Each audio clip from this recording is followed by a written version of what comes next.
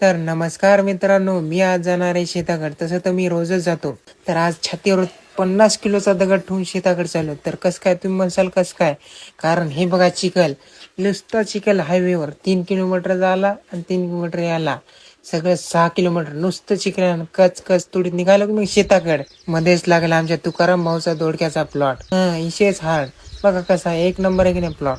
मग चिखल तुडीत तुडीत पोहोचलो मग आमच्या अन्नाच्या आकडावर. ही पहा अन्नाचे आमच्या डेबेज. मग डेबेज कसं नाव आहे आमच्या म्हशीचं, नाद करते काय, डेबेज म्हणावंच लागते. माय पुढे जाऊच लागलो की आमचा जानी भाई डान्स करायला लागला की हो. मग घेतला की एक भाऊचा पण शॉट. चिखल तुडीत तुडीत पोहोचलो की मग आमच्या आखाड्यावर. हाय आमचा आखाडा आणि ह्या आहेत आपल्या 2 म्हशी. कशा आहेत, एक नंबर आहेत की नाही? नाद करते काय, क्वालिटी अँड क्वांटिटी नंबर एकच. मग कमेंट मध्ये नक्कीच सांगा म्हशीचं नाव काय ठेवू आपण दोन्ही. मग याच गोष्टीवर पाणी पाजवायला सुरू केलं म्हशीला. नाद करते काय म्हणत.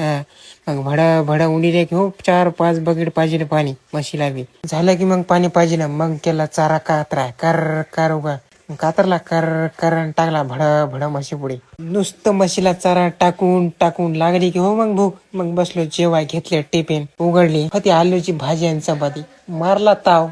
कर कर कर चल दिलो आपलं उघड. जेवण झालं की लगेच निघालो मग म्हशीला डबल चारा आणायला.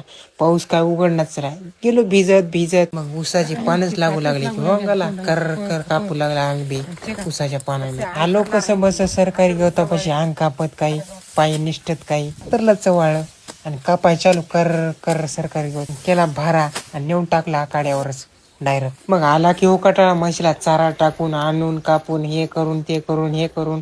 मग निघालो घरलाकडे रागा रागा. चौद्या होईल ते होईल बघून घ्यायला पुढचं म्हणलो. निघालो घरला, होईल ते होईल बघून घ्यायला म्हणलो. मग तुका मामा म्हणली एवढ्या लवकर 4 वाजता घरला जातात काय कुठं? सरपंच म्हणली. म्हणलो हो टाइम झाला, विषय संपला म्हणलो आमला. असं आपलं असंच असते म्हणलो. पोहोचलो मग आपल्या गावापासल्या पांदीपाशी. हे चिखल झालता, कोण वाहन फिरले पुण्या हे ना. सकाळी जाताना असा रस्ता होता आणि आता आल्या असा झाला बघा. काय माहित कोण वाहन फिरले इथं. वाहन फिरल्याशिवाय असलं होतच नाही पावसाळ्याचं. मलाही माहिती सण गावालाही माहिती आपल्या. मग पोहोचलो घेऊ आपल्या घरी. हे आपलं घर कसं एक नंबर आहे की नाही. तर रामकृष्ण हरी मंडळी. तर भेटू मग पुढच्या ब्लॉग मध्ये. धन्यवाद.